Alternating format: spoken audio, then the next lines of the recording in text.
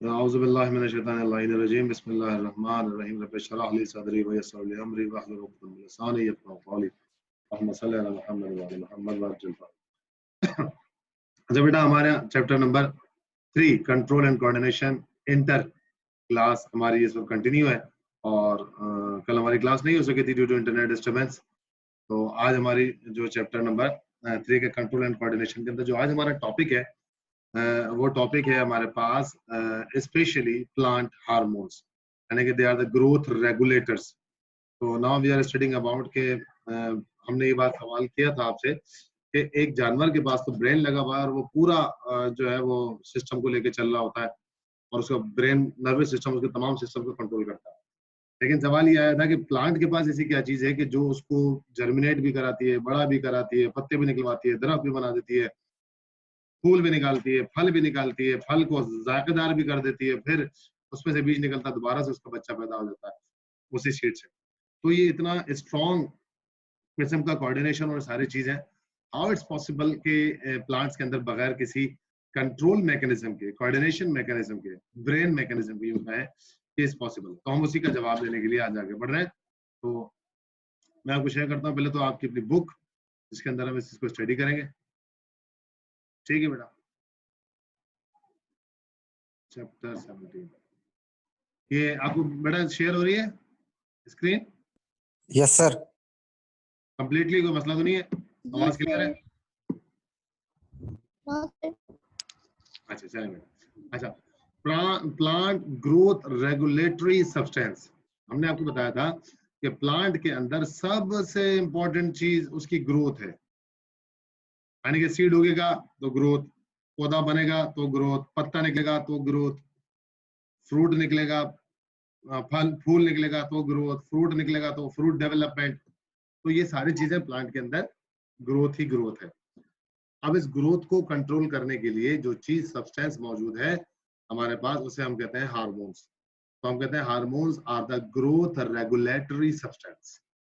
Hormones की smallest definition क्या है? ग्रोथ रेगुलेटरी सब्सटेंस, ऐसे सब्सटेंस जो प्लांट्स की ग्रोथ को कंट्रोल करते हैं।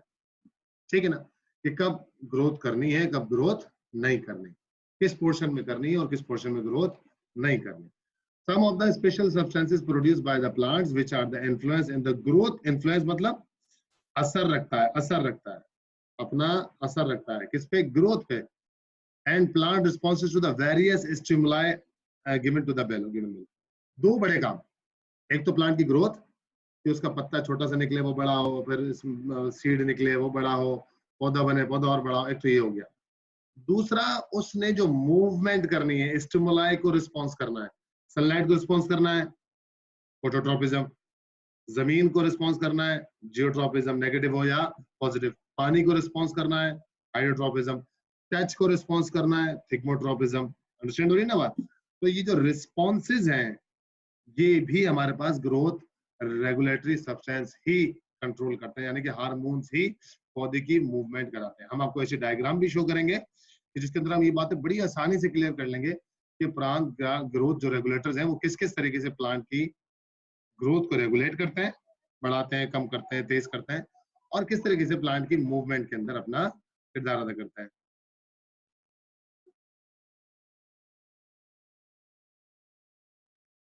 ठीक है ना? तो ग्रोथ रेगुलेटरी सब्सटेंस की तरफ आगे बढ़ते हैं। पहला, ऑक्सिन। अच्छा, बेसिकली ये ग्रोथ रेगुलेटरी सब्सटेंस है क्या? Hormones. Hormone itself they are the chemicals. खुद किसके बने हुए हैं हार्मोन्स? केमिकल्स के बने। ठीक होगी बात? तो ये मुख्तलिफ केमिकल्स हैं। अब ये होते कहाँ हैं पौधे में? सवाल आ गया कि इंसान का ब्रेन तो, जानवर का ब्रेन तो लगा हुआ है उसकी एक फिक्स जगह पर, उससे सारे नर्वस सिस्टम निकल रहा है, कंट्रोल कर रहा है। पौधे में ये सब चीजें कैसे कंट्रोल हो रही है? तो ये ऑक्सीजन होते, यानी कि ये हार्मोन्स पौधे में होते कहाँ? तो याद रखें, बाय बर्थ, यानी कि when the seed is formed, किसी भी पौधे के अंदर जब सीड बनता है और उस सीड में उसका बेबी बनता है और बेबी के लिए फूड बनती है, यानी कि जब हम पढ़ते हैं डबल फर्टिलाइजेशन। ठीक है ना, ये टॉपिक हम पढ़ चुके हैं, आगे पढ़ेंगे आगे हम, क्योंकि दोबारा से पढ़ रहे हैं सब कुछ। तो डबल फर्टिलाइजेशन जब सीड बनता है और एक पोर्शन बेबी होता है, मटर का दाना आप छीलते हैं तो एक पोर्शन दो पार्ट में टूटता है, एक उसका बेबी होता है जिसका फूड होता है।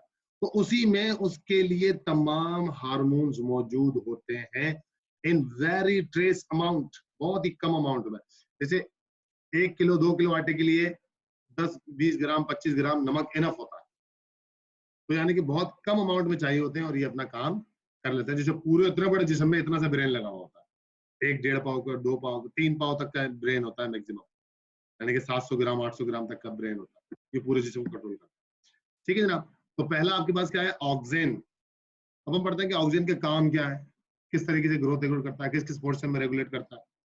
These are the indole acetic acid. अच्छा, ऑक्सीजन जो है ये फर्दर 3 या 4 किस्म के हैं, indole acetic acid, indole butyric acid, ठीक है ना, phenyl butyric acid, indole IP, indole phenyl butyric acid, ये 3-4 किस्म के हैं, लेकिन सब के सब क्या कहलाते हैं, ऑक्सीजन।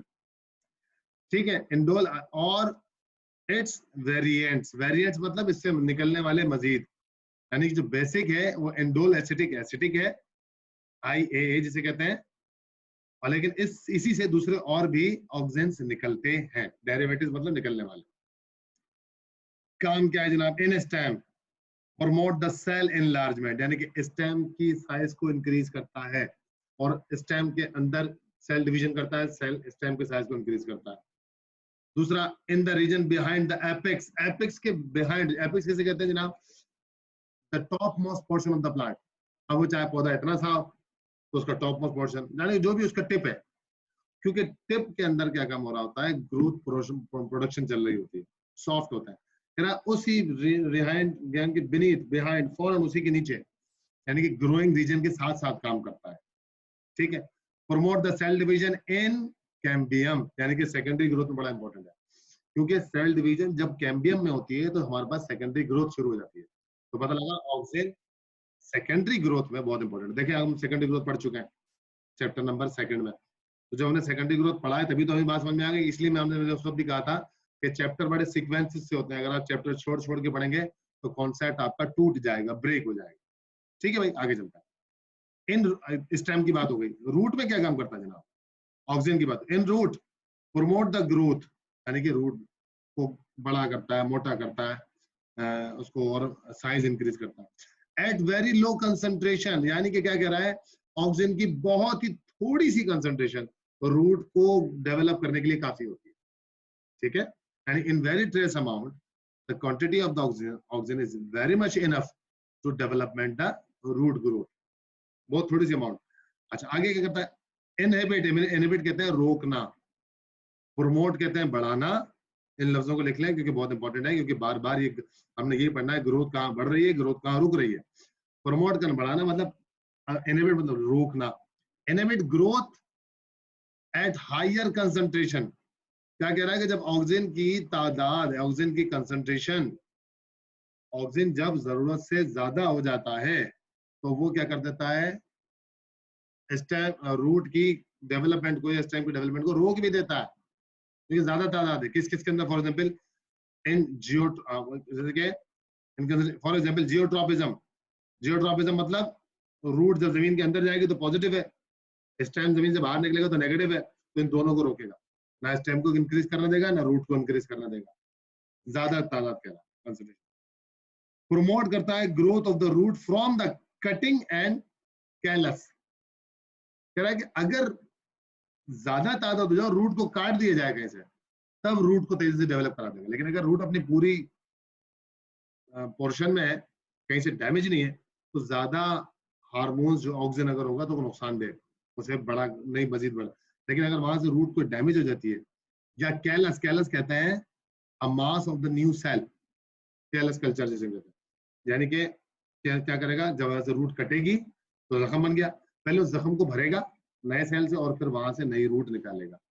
तो पता लगा ऑक्सीजन की ज्यादा तादाद नॉर्मल कंडीशन में खतरनाक है, लेकिन अगर वाउंड हो जाए, कोई जख्म हो जाए, तो ऑक्सीजन की ज्यादा तादाद अच्छी है, फिर वो क्या करेगी, जख्म को भरेगी और नॉर्मल की तरफ लेके आएगी। Okay, promote the bud initiation in shoots but sometimes antagonistic to the cytokinins in the inhibitory. क्या कह रहा है जनाब, समझिएगा वो जो मैंने हाईलाइट किया, कह रहा है कि इनिशिएशन, इनिशिएट कहते हैं शुरुआत करना, पहला कदम उठाना, इंप्रूव करना। ठीक है, प्रमोट बड इनिशिएशन, बड मतलब नए स्टेम की बड निकलना, नए फ्लावर की बड निकलना, नई रूट की बड। बड मतलब किसी भी चीज की न्यू आउट ग्रोथ जो स्टेम में से निकलेगी, वो बाद में सिलेक्ट होगा कि रूट बनती है, शूट। जमीन के अंदर होगा तो रूट है, बाहर है तो शूट है, शूट में क्या बनता है वो बात की बात है, लेकिन पहली जो चीज निकलेगी वो ऑक्सीजन निकालेगी किसी भी ऑर्गन की। लेकिन कह रहा है कि सब टाइम इट्स एंटागोनिस्टिक। एंटागोनिस्टिक मतलब इसके बिल्कुल अपोजिट भी काम करता है जनाब ये। जब ये किसके साथ मिलता है? साइटोकाइनिन के साथ। साइटोकाइनिन हमारा एक और हार्मोन है, जब उसके साथ मिलेगा तो काम बजाय कि इनिशिएट करे, रोक देगा। ठीक। Promote the apical dominancy, promote apical dominancy and fruit growth. Apical dominancy मतलब पौधा दो हिस्सों से बढ़ता है, एक स्टेम बढ़ता है और एक ब्रांचेस बढ़ती है। तो एपिकल डोमिनेंसी का मतलब यह है कि ब्रांचेस को नहीं निकालेगा लेकिन स्टेम के साइज को इंक्रीज करेगा। ओके। एपिकल डोमिनेंसी मतलब प्लांट की हाइट तेजी से बढ़ाएगा, हाइट को इंक्रीज करेगा लेकिन लेटरल ब्रांचेस को रोक देगा। Promote the apical dominancy and fruit growth, और फ्रूट की ग्रोथ भी कराएगा। यानी कि जो ओवरी बनेगी फ्लावर में, उस ओवरी से फ्रूट को जो स्टार्ट करेगा, क्योंकि हम पढ़ चुके हैं कि फ्लावर के अंदर जो ओवरी होती है, ओवरी से ही असल में फ्रूट बनता है। ठीक होगी बात? बस वो जो फ्रूट बनने का जो स्टार्ट अमल है वो कौन करेगा? ऑक्सीजन करेगा। देखिए कितने काम आ रहा है हमारे पास। और आपने इनको, जैसे ये भी पॉइंट में लिखा हुआ, आपने इसको मजीद ब्रीथिंग पॉइंट के अंदर अपने नोट्स में लिखना। अच्छा, they can sometimes induce parthenocarpy. अब देखें एक लफ्ज आ गया इंड्यूस। इंड्यूस एक होता है इंड्यूस, एक होता है रिड्यूस। इंड्यूस मतलब प्रमोट, बढ़ाना। रिड्यूस मतलब इनहिबिट, रोकना। ठीक है, जैसे हमने इनहिबिट और प्रमोट पढ़ा, उसी के सिनोनिम्स हैं। क्या? प्रमोट का क्या है? देखिए लिखा लफ्ज प्रमोट। प्रमोट, प्रमोट का मतलब इंड्यूस, यानी कि और इंक्रीज कर देना, बढ़ा देना। लेकिन इनहिबिटरी मतलब रोक देना, फिर उसको हम कहते हैं reduce. Some time parthenocarpy, parthenocarpy बच्चा हम पढ़ चुके हैं क्लास में, दोबारा क्या है? सीड लेस फ्रूट, ऐसे फ्रूट का बनना जिनके अंदर सीड नहीं होता, जैसे कि मसलन बनाना, कुछ सम ग्रेप्स जिनके अंदर नहीं होता, सम ऑरेंजेस जिनके अंदर सीड नहीं होता। ठीक है, तो इस तरह के और दूसरे फ्रूट्स जिनके अंदर सीड नहीं होता, उसके अंदर भी उन फ्रूट्स की डेवलपमेंट भी कौन कराता है? ऑक्सीजन कराता है। causes delayed in the leaf senescence aging in the few species। कुछ स्पीशीज में, सब में नहीं, कुछ स्पीशीज में, पौधों की बिलियंस स्पीशीज से ज्यादा है, कुछ स्पीशीज के अंदर क्या कह रहा है? causes the delayed in leaf senescence। Senescence का मतलब बुढ़ापा होता है, आगे ब्रैकेट में लिखा है, देखें एजिंग लिखा हुआ। सेनेसेंस मतलब बुढ़ापा, पौधों के ऊपर बुढ़ापा आने नहीं देता, देर से लाता है। ठीक है ना? यानी पौधे को मैक्सिमम स्ट्रॉन्ग रखता है, उसके पत्तों को झड़ने नहीं देता। झड़ता है तो नए पत्ते फौरन निकालता है, यानी पत्ते को मैक्सिमम लाइफ स्पैन तक हशाश बशाश रखता है। वो नीचे आगे लफ्ज देखें, इनहिबिट एब्सिसिशन। एब्सिसिशन मतलब पत्तों का झड़ना, लिख ले अपने पास।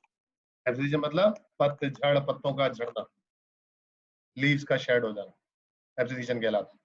ठीक होगी बात? तो हमें ऑक्सीजन के सारे काम पता लग गया कि ऑक्सीजन क्या क्या काम करता है। इसका कमर्शियली एप्लीकेशन कुछ नहीं बेटा, कुछ बेटा रिस्पॉन्स दे, आवाज आवाज। सर हम ये कह रहे हैं कि जी बेटा सवाल कीजिए। सर ऑक्सीजन है क्या चीज? ऑक्सीजन आपके पास जो है वो प्लांट हार्मोन है, जिसे हमने शुरू में पढ़ा। सर तो ये कहाँ, जोर से बोले बेटा, आवाज नहीं आ रही। सर ये कहाँ प्रेजेंट होता है? हाँ, इसका मैंने आपको जवाब शुरू में ही दिया कि ऑक्सीजन की बहुत ही कम अमाउंट चाहिए होती है। जैसे कि हमारा ब्रेन तो फिजिक्स लगा हुआ है और वो पूरी बॉडी को कंट्रोल कर रहा है, लेकिन ऑक्सीजन या जो हार्मोन्स है प्लांट की, वो प्लांट के ब्रेन है, लेकिन है कहाँ पर? ये मैंने शुरू में आपको जवाब दिया कि ये बड़ी ट्रेस अमाउंट में चाहिए होते हैं। और पौधे के अंदर जो उसका सीड होता है ना, जो फर्स्ट टाइम जर्मिनेट करता है, उसी सीड के अंदर मौजूद होता है। लेकिन जब वो सीड जर्मिनेट करता है और बड़ा होना शुरू होता है, तो फिर इन ऑक्सीजन की तादाद में भी जरूरत के मुताबिक इजाफा होता है, लेकिन बहुत ही कम अमाउंट में। और ये पौधे की रूट में भी एब्सेंट होते हैं, टिप में भी एब्सेंट होते हैं, यानी कि पौधे के तकरीबन तमाम पार्ट्स में मिलेंगे आपको, लेकिन इंतहाई कम तादाद में। केमिकल्स हैं बेसिकली, ठीक है? ठीक है बेटा, बात समझ में आई? जी सर। अच्छा, कमर्शियल जी सर। एप्लीकेशन, इसका कमर्शियल क्यों नाम लिख दिया गया? क्योंकि देखिए ये बहुत सारे काम कर रहा है। अगर इसको हम लेबोरेटरी में बना लेते हैं ऑक्सीजन को, तो फिर हम क्या कर सकते हैं कि इसको मार्केट के अंदर इंट्रोड्यूस करा के, किसान है बहुत सारे, फसल उगाते हैं, दरख्त लगाते हैं, बाग लगाते हैं, तो हम ऑक्सीजन को आर्टिफिशियली प्रोड्यूस करके इन्हीं प्लांट से लेबोरेटरी में पैकेट्स बना के, दवाई बना के इसकी, या सब्सटेंस बना के इन पौधों को बाहर से भी दे सकते हैं। उससे होगा क्या कि जिन पौधों में ऑक्सीजन की कमी होती होगा, कमी पूरी होगी, उससे फिर वो पौधे भी अच्छी तरह उग सकते हैं। मतलब कि हम पौधों की नशोनुमा के लिए भी इनको बना सकते हैं, ठीक है ना? तो केमिस्ट की शॉप से बिकते हैं ये सिंथेटिक ऑक्सीजन, ये लिखा हुआ देखें, सिंथेटिक मतलब आर्टिफिशियल बनाना, नेचुरली मतलब दरख्त के अंदर नेचुरली तौर के ऊपर मौजूद होना। Are the commercially then the indole acetic acid because produce often more active because the plant generally do not have the necessary enzyme to break them down। क्योंकि कुछ हर इलाके के अंदर ग्रोथ पौधे की अच्छी नहीं होती, क्योंकि कहीं कंडीशन कैसी होती है, कहीं एंजाइम होते हैं, कहीं एंजाइम नहीं होते। तो फिर अगर हम ये ऑक्सीजन आर्टिफिशियली बना के दे दें तो उन पौधों की ग्रोथ भी अच्छी हो जाती है। जब ग्रोथ अच्छी होगी तो उनकी प्रोडक्शन भी अच्छी होगी, ठीक है ना? ये इसमें कुछ उन्होंने सिंथेटिक भी लिख दिया कि ये रहा naphthalene acetic acid, indole propionic acid, इस तरह 2,4-D यानी 2,4-डाइक्लोरोफिनॉक्सी एसिड। याद रखें आपकी सिंध टेक्स्ट की बुक बोर्ड में ये दोनों तीनों चारों डिस्कस किए गए हैं, मौजूद हैं। और से देख लीजिएगा, समझ लीजिएगा, पढ़ लीजिएगा, और जो सवालात हो उसमें से लाजमी कर लीजिएगा। ये लिखा हुआ जनाब, स्टिमुलेट द फ्रूटिंग, फ्रूट को बढ़ाना, नेचुरल फ्रूट सेट, फ्रूट को इंक्रीज करना, some causes the fruit setting in the absence of the pollination parthenocarpy. मतलब पार्थिनोकार्पी किसे कहते हैं? Seedless fruit. सीडलेस फ्रूट के लिए पॉलिनेशन की जरूरत है ही नहीं कि मेल और फीमेल आपस में मिले, ठीक है ना? तो कह रहा है इस तरह के कामों को भी ये इंक्रीज करता है। ठीक हो गई बात? तो इस तरीके नीचे वाले में क्या लिखा हुआ है कि सेलेक्टिव वीड्स किलर, ये बड़ा इंपॉर्टेंट नया पॉइंट, नया बात आ गया कि कुछ पौधों के नीचे कुछ पौधे ऐसे उग जाते हैं जो अनवांटेड होते हैं और वो वीड्स कहलाते हैं, झाड़ियां कहलाती हैं। ये झाड़ियां असल में जमीन से न्यूट्रिशन ले रही होती है, जिससे असल पौधा भी न्यूट्रिशन ले रहा होता है। तो मसला किसके लिए हो जाता है? असल पौधे के न्यूट्रिशन जो ये वीड्स खा रहे होते हैं। तो फिर पौधा क्या करता है? 2,4-डाइक्लोरोफिनॉक्सी एसिटिक एसिड अपनी बॉडी में बनाता है, जो ऑक्सीजन की किस्म है, और अपने पत्तों पे से शेड कर देता है नीचे वाले पत्तों पर, पौधों पर जो अनवांटेड, और वो पौधे वीड किलर, देखें किलर मतलब जान से मर जाते हैं, क्योंकि थोड़ा सा टॉक्सिक होता है। जब वो पौधा मर जाता है तो सारे के सारे न्यूट्रिशन फिर मेन पौधा लेता है, ठीक है ना? Broad leaves species in the dicot, dicot में ये काम होता है, फसलें ये काम नहीं करती। बड़े बड़े दरख्त, आम का दरख्त करता है, अमरूद का दरख्त कर सकता है, पीपल का दरख्त कर सकता है, बरगद का दरख्त कर सकता है, ठीक है ना? जो बड़े बड़े दरख्त होता है, नारियल का दरख्त कर सकता है, ये बड़े दरख्त होता है। आगे क्या कह रहा है? Inhibit the sprouting of the potatoes, inhibit sprouting of the potatoes. Potato देखें यहाँ पर लफ्ज इस्तेमाल किया गया आलू के लिए, कि मतलब यहाँ पर दो बातें हो सकती हैं कि एक तो ये चीज कि जो दरख्तों से नई बर्ड्स निकलना शुरू हो जाती है खुद ब खुद, उनको भी पोटैटोस कहता है, जो कि एक्स्ट्रा ऑर्डिनरी ग्रोथ होती है, उसको भी इनहिबिट करता है। मतलब जरूरत नहीं है नीचे ब्रांचेस की, या एक्स्ट्रा ऑर्डिनरी ब्रांचेस हो रही है, ग्रोथ उससे इनहिबिट होना शुरू हो जाती है, उसको पहले ही रोक देता है, एक्स्ट्रा ऑर्डिनरी ग्रोथ जो होती है। दूसरा, अगर आलू है और अगर वो ऑक्सीजन से प्रोड्यूस हुआ है, तो आप आलू घर में लाकर डालते हैं ना, तो पानी के अंदर क्या रख दें 2-3 दिन पानी के अंदर आलू को, तो उसके अंदर से नई बर्ड्स निकलना शुरू हो जाती हैं। लेकिन अगर उसमें 2,4-डाइक्लोरोफिनॉक्सिल एसिटिक एसिड डला हुआ होगा तो आलू में से नई बर्ड्स नहीं निकलेंगे, आलू प्लेन ही रहेगा, मजीद ग्रोथ नहीं करेगा। Prevent premature fruit drop, retarded abscission. Premature मतलब केरी जब तक आम ना बने, पीली ना हो जाए, जब तक झड़े नहीं। वरना अक्सर क्या होता है कि कच्चे फल टूट जाते हैं, कच्चा पपीता टूट जाता है, कच्चा खरबूजा टूट जाता है, कच्चा नारियल टूट के गिर जाता है, कच्चा सेब गिर जाता है, कच्चा अमरूद गिर जाता है। तो ये क्या करता है कि कच्चे अमरूद की जो डंडी होती है, इस तक उसे मजबूत रखता है, ताकि जब तक फल पके ना वो गिरने ना दे। देखिए कितने सारे काम है सिर्फ किसके? ऑक्सीजन, इंडोल एसिटिक एसिड और इंडोल अपना प्रोपायनिक एसिड और 2 फॉर डाइक्लोरोफेनोक्सिल एसिड। ये सारे एसिडिक एसिड की कंडीशन है। ठीक है जनाब, तो आपके पास एक काम ये। दूसरा जिबरलिन। जिबरलिन क्या करता है जनाब, ये भी बिल्कुल केमिकल सब्सटेंस है और हार्मोन्स, दूसरा हार्मोन्स है आपके पास। और these are the produce commercially from the fungus cluster, यानी कि फंजाई से सबसे पहले ये प्रोड्यूस भी उसी से हुआ था। और जिबरलिन फंजाई की एक स्पीशी है, क्योंकि उस फंजाई से ही ड्राइव हुआ था, इसलिए साइंटिस्ट ने इस हार्मोन का नाम फंजाई की उसी स्पीशी पे रख दिया जिसका नाम जिबरलिन है। ओके हो गई बात। अब जिबरलिन काम क्या करता है, और पौधों के अंदर में नेचुरली पाए जाते हैं, पहले इंट्रोड्यूस वहीं से हुआ था, फंजाई से। हाँ, आपकी बुक में डिस्कस है डिजीज ऑफ बेकानी। बेकानी मतलब फुलिश सीडलिंग, यानी कि सीड पहले तेजी से ग्रो करके बड़े हो गए, उसने समझा, फार्मर ने, साइंटिस्ट ने, बड़ा जबरदस्त ग्रोथ कर रहा है, लेकिन क्योंकि वक्त से पहले ग्रो हो गए, तेजी के साथ बढ़े, लेकिन जब बड़े हुए तो उन्होंने अपना अंदर से सीड प्रोड्यूस नहीं किया, फल प्रोड्यूस नहीं किया, ये उनके लिए एक मसला हो गया। तो ये बीमारी काज हुई। उस बीमारी का सॉल्यूशन भी किससे निकला, इसी जिबरलिन फंजाई से। इस जिबरलिन फंजाई से जो बीमारी का सॉल्यूशन निकला, इसलिए नाम उसका जिबरलिन रख दिया। लेकिन लेटर ऑन स्टडीज ने बताया कि जनाब gibberellin automate 70 kind of gibberellin, एक दो नहीं, 70, जैसे इंडो हमने ऑक्सीजन के 5 पढ़े, इस तरह जिबरलिन की 70 किस्में हैं जो पौधे के अंदर ऑटोमेटिकली होती हैं, मोस्टली पौधों में होती है। काम क्या करते हैं जनाब, फिजियोलॉजी पढ़ते हैं इसकी। काम क्या है, promote cell enlargement in the presence of the oxygen. देखिए हमने पढ़ा था ऑक्सीजन का काम है सेल डिवीजन, सेल एनलार्जमेंट, जो स्टेम की साइज को बढ़ाता है। कह रहा है कि अगर उस ऑक्सीजन के साथ जिबरलिन भी मिल जाए तो सेल के डिवीजन का प्रोसेस तेज हो जाता है और पौधा तेजी के साथ ग्रो करेगा। ठीक है। Also promote the cell division in apical meristems and cambium, दोनों जगह। कैम्बियम मतलब सेकेंडरी ग्रोथ, यानी दरख्त की मोटाई के लिए भी काम करेगा, और एपिकल मेरिस्टम, एपिकल मेरिस्टम मतलब एपाइसिस, टिप्स ऑफ द प्लांट, जहां से नए पत्ते, नई ब्रांचेस निकल रही होती है। ठीक है ना, तो वहां पर भी ये काम करता है, तेजी के साथ सेल डिवीजन करता है और पौधे की ग्रोथ इंक्रीज कराता है। दूसरा काम, promote bolting of the some rosette plant. अपना बोल्टिंग रोजेट प्लांट, देखिए रोजेट प्लांट हमारे पास किनको कहते हैं, कि जैसे आपके पास पालक का पौधा है ना, ये रोजेट फॉर्म में है, क्योंकि नीचे से निकलता है और नीचे ही फैल जाता है। इसके पत्ते भी बड़े बड़े, ऐसे लगता है जैसे कि बहुत बड़ा सा फूल सा रखा हुआ। जैसे बंद गोभी आपके पास है, वो भी एक बहुत बड़े से पत्ते के अंदर, बीच के अंदर फूल में निकलती है।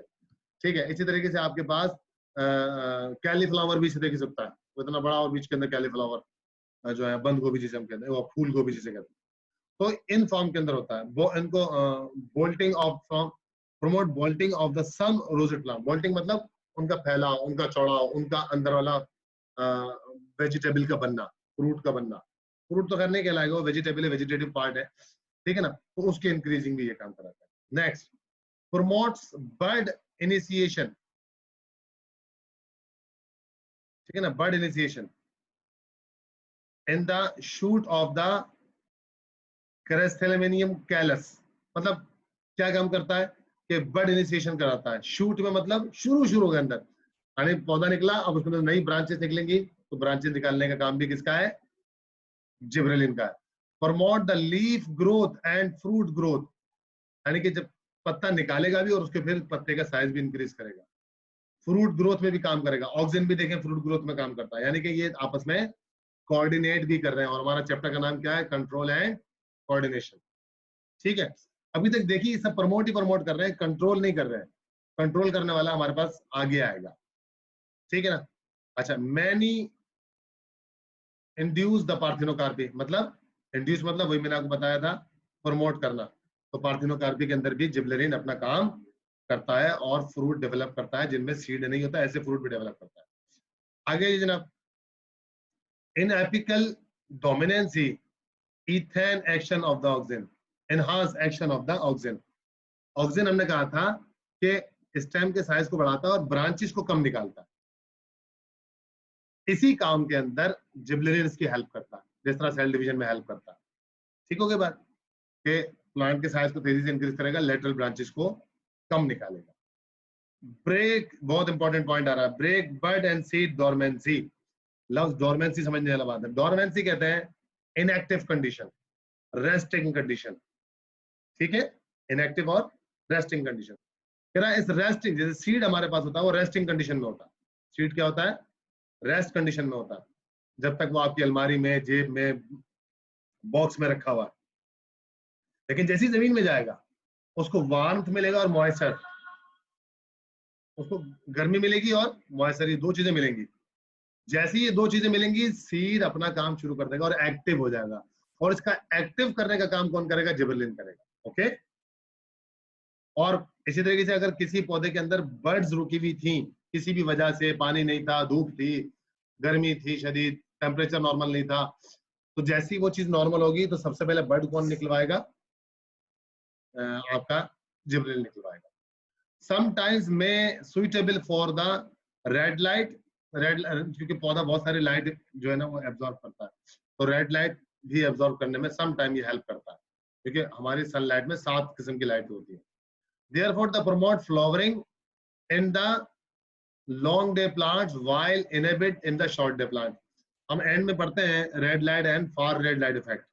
तो जितनी भी रेड लाइट इफेक्ट्स हैं वो क्या करती हैं कि जो शॉर्ट डे प्लांट होते हैं, मतलब सर्दी वाले प्लांट्स होते हैं, उनके अंदर जो है ना फ्लावरिंग को रोकेगा, जबकि लॉन्ग डे प्लांट के अंदर फ्लावरिंग को प्रमोट करेगा, यानी फूल लाएगा।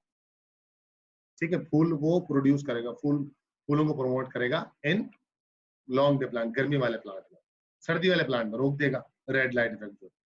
causes delayed in the senescence in the few species. कुछ स्पीशीज के अंदर क्या करता है, पत्तों को झड़ने नहीं देता और सेनेसेंस, उनके ऊपर बुढ़ापा आने नहीं देता। ठीक है ना जनाब। इसकी भी तकरीबन मैं समझता हूँ 50% काम जो है वो ऑक्सीजन की हेल्प करना है, ऑक्सीजन के कामों में। लेकिन कुछ काम इसके अंदर 2 या 4 काम ऐसे हैं जो बिल्कुल इसके अपने नए हैं। ठीक है जनाब, ये इसका कमर्शियल एप्लीकेशन आ गई। अब हम पढ़ लेते हैं तीसरा। 3 ही पढ़ सकते हैं, बाकी 2 जो है हो सकता है हमारी नेक्स्ट क्लास में। साइटोकाइनेसिस जो हमारे पास तीसरा है, promote the stem growth and the cell division in the apical meristem and the cambium. क्या कर रहा है? ये भी प्रमोट करता है सेल डिवीजन को, किसके अंदर? स्टेम में। और एपिकल रीजन, एपिकल मतलब जहां से नए पत्ते निकलेंगे, जो सॉफ्ट रीजन होता है, टॉप मोस्ट जो होता है, और कैम्बियम सेकेंडरी ग्रोथ में भी हेल्प करेगा। ठीक है। Inhibit the primary root growth. देखिए जरा, प्राइमरी रूट ग्रोथ यानी कि सेकेंडरी रूट ग्रोथ करता है, यानी कि टैप रूट बनाता है। बारीक बारीक प्राइमरी रूट्स जिसे कहते हैं हम, बहुत बारीक बारीक सी रूट्स होती हैं, वो नहीं बनाता है, उनको रोक देता है बड़े दरख्तों में। क्यों? कि बड़े दरख्तों के अंदर मोटी रूट्स काम करती हैं, बारीक रूट्स काम होती हैं, वो अपना काम, लेकिन जो मैक्सिमम काम है वो टैप रूट्स परफॉर्म करती है। Promote the lateral root growth. Lateral मतलब एक मेन रूट निकली है, उससे बहुत सारे ब्रांचेस निकालेगा, लेकिन मोटी मोटी बारीक बारीक हेयर्स नहीं, एक रूट के अंदर से कई मोटी मोटी ब्रांचेस निकाले। तो लैटरल मतलब अतराफ में, चारों तरफ रूट निकाले, इसका रूट में ज्यादा काम देता है। Promote the bud initiation and the leaf growth. ये काम पुराना है हमारा, नई बर्ड्स निकालेगा, रूट के, स्टेम की, ब्रांचेस की, लीव्स की, और लीफ को ग्रोथ कराएगा। Promote the fruit growth but can rarely induce the parthenocarpy. कह रहा फ्रूट को डेवलप करेगा, यानी केरी को आम बनाएगा, तरबूजे की ओवरी को फ्रूट बनाएगा, लेकिन पार्थिनोकार्पी के अंदर ज्यादा काम नहीं करता। रेयरली मतलब कभी कभार, बहुत माइन्यूट सा काम करता है। ठीक है। Promote lateral bud growth, also break the bud dormancy. जरा बहुत बहुत बहुत समझिएगा बात को जरा। हमने ऊपर पढ़ा था कि क्या कहता है, promote the lateral bud growth. ऊपर पढ़ा था एपिकल मेरिस्टम। एपिकल मेरिस्टम मतलब स्टेम का लंबा होना, लैटरल ब्रांचेस का रुक जाना। यहाँ ये काम बिल्कुल उसके अपोजिट करेगा। ये क्या करेगा? स्टेम की हाइट को रोकेगा और लैटरल बड निकालेगा, अतराफ में ब्रांचेस निकालेगा। इसे कहते हैं कंपनसेटरी इफेक्ट। क्या कहलाता है ये? Compensatory effect. और लेकिन अगर जब ये स्टेम को रोकता है और स्टेम को बढ़ाता है और लेटरल ब्रांचेस को रोकता है, तो उसे कहते हैं इनहिबिटरी इफेक्ट। यानी कि लेटरल बर्ड्स को इनहिबिट करता है अतराफ की, और स्टेम को निकालता है, इनहिबिटरी इफेक्ट। लेकिन जब स्टेम को रोकेगा और लेटरल बर्ड निकालेगा तो इसे कहते हैं कंपनसेटरी इफेक्ट। ये दोनों इफेक्ट्स आपकी बुक के अंदर वाज़ेह तौर के ऊपर आगे लिखे हुए हैं। सिंटैक्स की बात कर रहा हूँ। ठीक है। और also break the bud dormancy. जाहिर सी बात है, बड निकालेगा तो लेटरल डोरमेंसी करेगा ना। लेटरल की बड जब भी निकलेंगी तभी तो वो आगे जाएंगी और मेन स्टेम को रोकेंगी। causes the delayed leaf senescence, ये भी पत्तों को देर तक झड़ने नहीं देता, ठीक है। प्रमोट द स्टोमेटल ओपनिंग, यानी कि ट्रांसपायरेशन के अंदर इसका बड़ा अहम किरदार है, तेजी के साथ काम करता है ट्रांसपायरेशन के अंदर, ठीक है बेटा। चलिए हम तेजी से कर लेते हैं, मैं आपको दो डायग्राम्स भी दिखाता हूँ, जरा तेज चलिएगा। एब्सिसिक एसिड तमाम के अगेंस्ट काम करता है। देखिए ऑप्शन समझिएगा, कह रहा है inhibitory stem root growth not by the during the physiological stress droughts and water logging. बहुत इंपॉर्टेंट बात, क्या कह रहा है कि एब्सिसिक एसिड, जहां इससे पहले हमने ऑक्सीजन साइटोकाइनिन जिबरेलिन को पढ़ा कि प्रमोट कर रहे हैं, इंड्यूस कर रहे हैं, पत्ते को भी, लीफ को भी, रूट को, ये कह रहा है सबको रोकेगा, सबको रोकेगा, बढ़ने नहीं देगा, ना स्टेम को ना इनहिबिट लिखा है। क्यों? लेकिन एंड में पढ़े drought and water logging condition, मतलब खुश्की में जब पानी नहीं होगा, ठीक है, वाटर लॉगिंग, सैलाइन वाटर आ जाता है, नमक वाला पानी आ जाता है, वो पौधे के लिए काम का नहीं है उस कंडीशन के अंदर, क्योंकि अब पौधे को रोकेगा कि अभी ग्रोथ करने की जरूरत नहीं है, क्योंकि एनवायरमेंटल कंडीशन बेस्ट नहीं है, पानी नहीं है, ये रोकता है। Promote the bud and the seed dormancy, यानी एक कंडीशन में क्या काम करेगा कि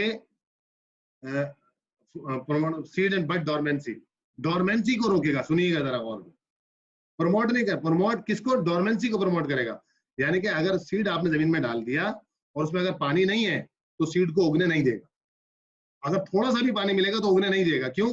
तो इसे पता है थोड़े पानी से अभी तो उग जाएगा, आगे पानी नहीं मिल रहा है इसको, वाटर कंडीशन को समझता है वो, ठीक है। अच्छा, promote the flowering in short day plants and inhibits in the long day plants. क्यों? क्योंकि शॉर्ट डे प्लांट्स के अंदर उसकी लाइफ स्पेन भी कम होती है, वो तेजी के साथ पानी लेके उसको इस्तेमाल भी कर लेता है, जबकि लॉन्ग डे प्लांट के अंदर टेम्परेचर बहुत ज्यादा होता है, ट्रांसपायरेशन ज्यादा हो जाती है, पानी का इंटेक बड़ा मुश्किल होता है, इसलिए वहां पर उसको रोकता है वो, ठीक है ना।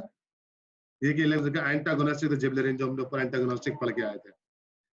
Sometime promotes the leaf senescence, अभी तक हम क्या पढ़ते हुए आ रहे थे कि हर कोई लीफ सेनेसेंस को रोक रहा है, ठीक है ना, इनहिबिट कर रहा है, हम यहाँ क्या कर रहे हैं? प्रमोट, यानी कि जब पानी शदीद कम होगा, तेज गर्मी होगी, क्या करेगा? सारे पत्ते झाड़ देगा। क्यों? पत्ते झाड़ेगा तो ट्रांसपायरेशन रेट कम होगा, तो उसने अपने पानी रोकना है, ठीक है। इस तरह प्रमोट एब्सिसिएशन, देखिए भाई, यानी कि तेजी के साथ बुढ़ापा लेके आएगा दरख्त पर, लेकिन इसका बुढ़ापा लाना फायदेमंद है। क्यों? क्योंकि अगर वो बुढ़ापा लेके नहीं आएगा और पौधा सारा पानी और इस्तेमाल कर देगा पत्तों पर, तो पानी के खत्म होने से उसकी जल्दी डेथ हो जाएगी, तो उस डेथ से बेहतर है कि बुढ़ापा आ जाए उसके ऊपर, पत्ते सारे झड़ जाए, स्टेम भले पतला हो जाए, लेकिन जैसे ही इसको अच्छी कंडीशन मिलेगी, पानी मिलना शुरू होगा, टेम्परेचर अच्छा होगा, एनवायरमेंटल कंडीशन अच्छी होगी, दोबारा से बेहतर होना शुरू हो जाएगा, फिर एब्सिसिक एसिड रुक जाएगा, बाकी हार्मोन्स काम करने लग जाएंगे, ठीक है।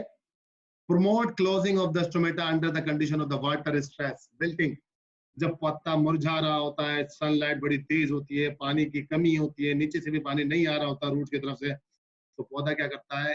एब्सिसिक एसिड क्या करता है? स्टोमेटा को खुलने नहीं देता, चाहे सनलाइट चमक रही हो उसके ऊपर। क्यों? क्योंकि इसे पता है कि अगर ये थोड़ा सा पानी भी चला गया तो पौधा खत्म हो जाएगा, तो ये अल्टीमेटली पौधे की ग्रोथ को रोकता है। क्यों? जब स्ट्रेस कंडीशन होती है, जब प्रॉब्लम वाली कंडीशन होती है। उम्मीद करता हूँ बात समझ में आ रही होगी, ठीक है जनाब। आगे चलते हैं, इथेन, ये भी हमारे पास इनहिबिटरी है, रोकता है, चीजों को काम करने से रोकता है। क्यों? इसका भी देखते हैं वजह क्या। Inhibits the stem growth, stem को रोकता है। Notably during the physiological stress, फिर उसने बता दिया, देखेंगे जब कोई फिजियोलॉजिकल यानी बाहर से कोई फंक्शनल प्रॉब्लम होगी, फंक्शनल प्रॉब्लम क्यों होगी? काम की, कि पानी नहीं मिल रहा, धूप बड़ी तेज है, हवा शदीद है, या कोई और प्रॉब्लम, तो वो ग्रोथ को रोक देगा, ठीक है। Inhibits the root growth, root को बढ़ने नहीं देगा स्ट्रेस की कंडीशन में, जो काम ऊपर वाला कर रहा। Break the dormancy of the bud, bud की डोरमेंसी को ब्रेक करेगा। यहाँ मतलब इसने एक अच्छा पॉजिटिव काम यहाँ पर क्या रहा है कि बर्ड निकालेगा, यानी कि बर्ड को रुकने नहीं देगा, ठीक है। अच्छा, प्रमोट करेगा water flowering in the pineapple. Pineapple देखिए हमारे पास ड्राई एरिया का प्लांट है, तो वहां पर क्या करता है? फ्लावरिंग को बढ़ाता है, ठीक है। Promote the fruiting in the ripening, देखिए फल को पकाने में सबसे बड़ा काम किसका है? इथेन का। अब फल को पकाने के लिए जरूरी है कि उसमें से क्लोरोफिल को खत्म किया जाए, वरना फल ग्रीन रहेगा, तो ये क्या करता है, क्लोरोफिल को खत्म करता है, फल को पकाता है और उसे कलर देता है। यहाँ पर एक और ऑप्शन भी लिख लीजिएगा कि इथेन फलों को कलर भी देता है, जो इतने सारे ब्राइटली कलर्ड आपके पास होते हैं, ठीक है ना। तो हमने भी समझा, अभी हमने क्या समझा, मैं आपको डायग्राम में समझाता हूँ, ठीक है। कुछ डायग्राम मैंने आपके लिए रखी है, उन डायग्राम में से मैं आपको बहुत वाज़ेह चीजें आपको समझाने की कोशिश करता हूँ, आपको बड़ा मजा आएगा ना आप डायग्राम देखने में। ठीक है बेटा, आपको कुछ डायग्राम शो हुई पहली बार बताएं? Yes sir. No sir. बिल्कुल वाज़ेह हो रही है स्क्रीन पर? No sir. No sir. नहीं सर। सर लोडिंग में आया था। लोडिंग में है, हाँ लोडिंग में है। किसी को शो हुई अब तक? नो सर अभी तक। सर ओपन नहीं हुए अभी तक।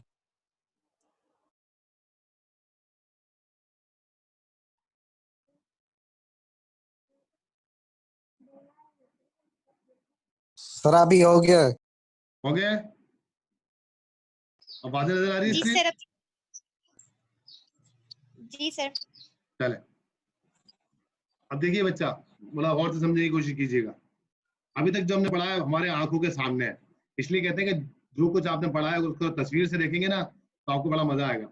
जरा तस्वीर को जरा 2 मिनट गौर से देखें जल्दी से, और मुझे फिर आप बताइए।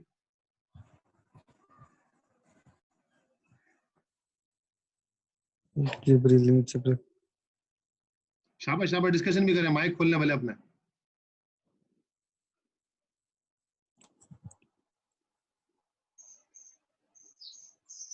आप काम करें। समझ आ रहा है बच्चा? Yes sir. क्या समझ में आ रहा था, कोई बताएगा? जिबरेलिन जर्मिनेशन में हेल्प करता है, ग्रोथ टू मैच्योरिटी में हेल्प करता है, फ्लोरिंग में हेल्प करता है, फ्रूट डेवलपिंग में हेल्प करता है, और ऑक्सीजन ग्रोथ टू मैच्योरिटी में हेल्प करता है, फ्लोरिंग भी करता है, developing very good very good, शाबाश और शाबाश। साइटोकाइनेन से वरी और ग्रोथ टू मैच्योरिटी में करता है, फ्लोरिंग भी करता है, फ्रूट डेवलपमेंट में करता है, थीन फ्लोरिंग में करता है, फ्रूट डेवलपमेंट में करता है, एब्सिशन में करता है, very good. Acid abscission and seed development